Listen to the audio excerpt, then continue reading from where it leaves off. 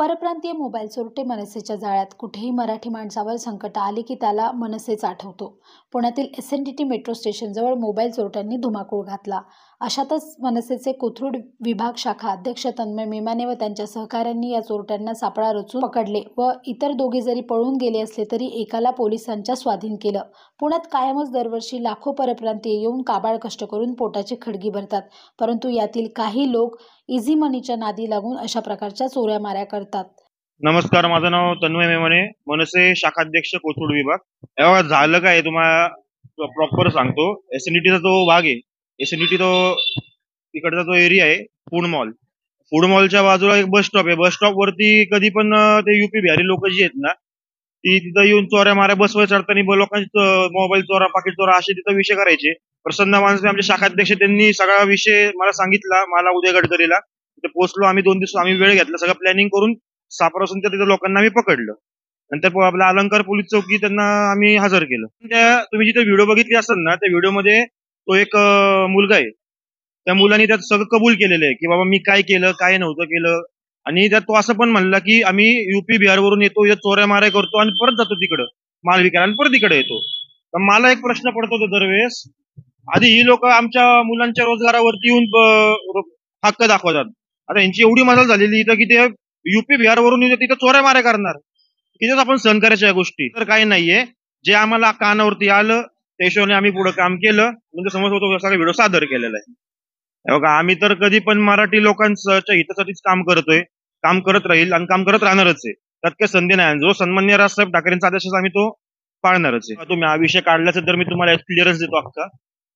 अनेक जणांना एक गोष्ट वाटते की आता जसं तुम्ही बघता ऑफिस चालू केलेलं आहे, सगळा विषय केलेला आहे, लोकांना असं वाटतं की आता कॉर्पोरेशन तोंडावरती होणे सगळं करतोय किंवा हा सगळ्या गोष्टी. असं काही नाहीये. बघा, मी लहानपासून सन्माननीय राजसाहेबांचं काम बघत आलेलो आहे. यांच्या प्रेरितून मी काम करतोय.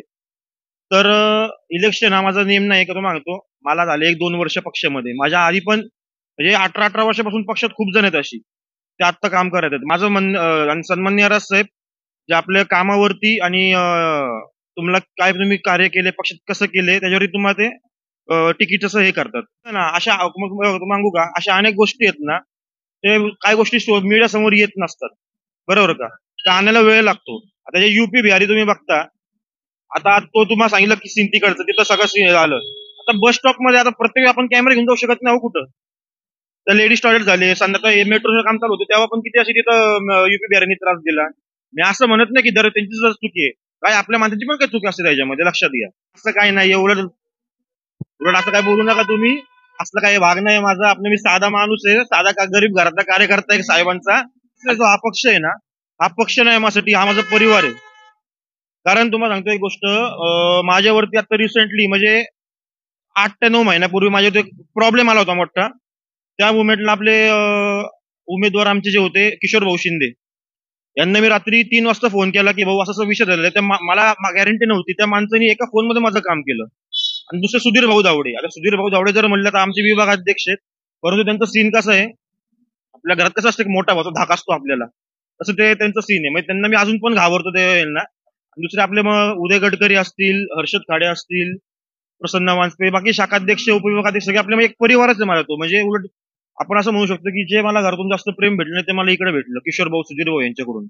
असं सीन आहे. भैया फोन लिया था, वही कैमरा में मैं बोला हूँ, फोन किया हूँ, फोन उधर वो आ रहा है बंदे देने के लिए। कितने फोन चुराए? फोन लिया था मैंने भैया। वो सच बता। मैं भैया सच ही बोल रहा हूँ। कितने फोन चुराए बता? फोन लिया था मैंने आज भैया। क्यों लिया?